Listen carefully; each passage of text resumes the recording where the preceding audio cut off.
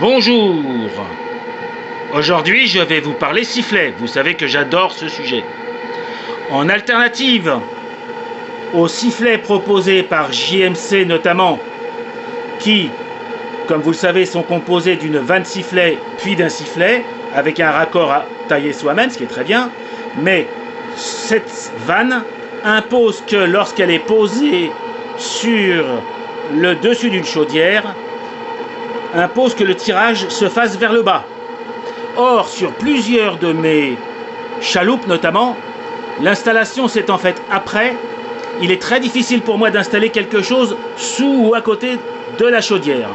C'est pour ça que j'ai trouvé cette alternative. Cette alternative, elle vient de chez Microcosme. C'est ce qu'ils appellent les bell whistles, les sifflets cloches, qui ont l'avantage, dans les situations où je le cherche, de me permettre de faire un tirage horizontal un peu plus loin.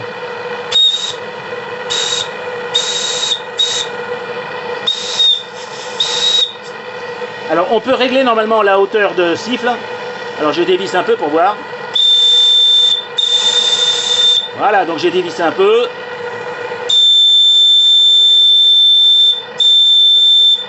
Est-ce que je dévisse encore un peu? On va voir.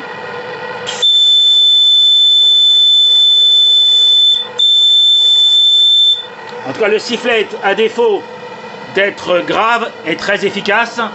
Et je suis à une pression de service d'environ 3 petits bars. Donc, ce que je vais faire, c'est que je vais baisser un tout petit peu la chauffe. Je vais même carrément, si possible, la ralentir. Mais alors,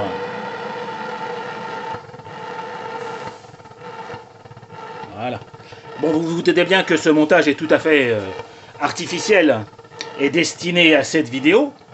Mais toujours est-il que maintenant, alors j'ai bien sûr remplacé, j'ai tout démonté pour faire ce montage, et j'ai donc remplacé l'accès vapeur par le manomètre, ce qui est évidemment original puisque aujourd'hui je n'ai d'autre moyen de faire partir la vapeur que le sifflet. Donc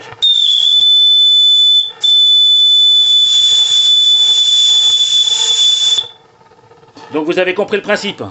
Là, je pourrais aller loin derrière, alors qu'avec une vanne type verticale, je ne dois tirer vers le bas. J'ai essayé de tirer latéralement, c'est pas gagné du tout, ça demande énormément d'efforts. C'est pour ça que j'ai trouvé cette alternative. Alors le sifflet traditionnel que j'utilise ici est, je le pense, un tout petit peu plus grave. Alors je vais resserrer pour voir. Je resserre, ça c'est pas joué de beaucoup. Il s'étouffe un peu, oui, donc je le constate. Il fallait bien que je dévisse un tout petit peu. Alors je vais prendre le risque.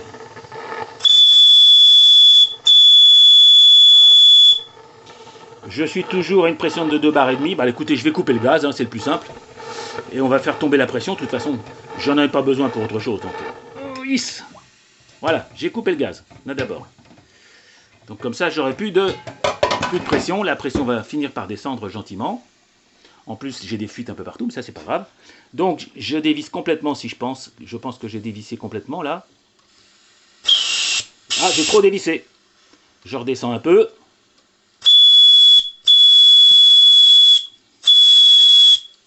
Donc, un son aigu qui joue avec la pression, bien sûr. Oui, je suis descendu un petit peu. Je descends un peu.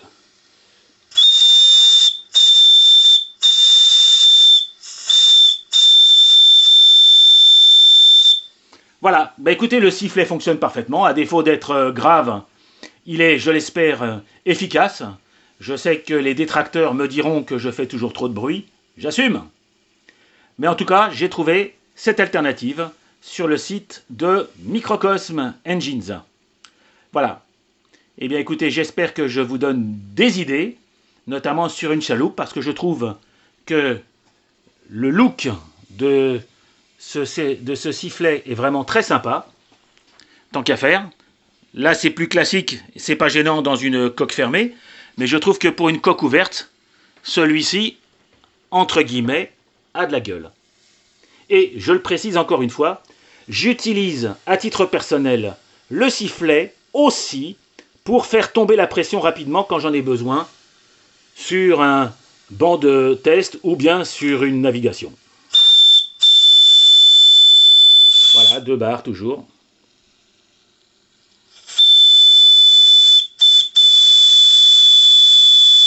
Je fais tomber.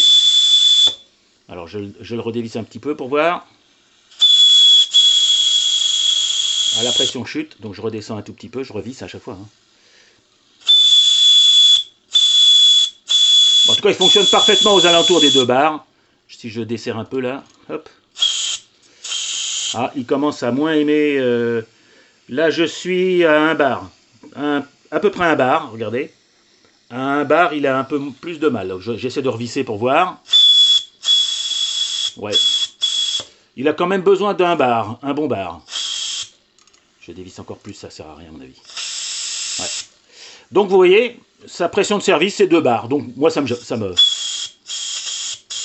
convient parfaitement.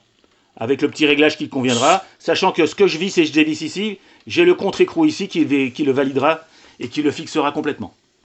Voilà, bah écoutez, j'espère que tout ça vous plaira et que je vous donne de nouvelles idées. Au revoir les amis.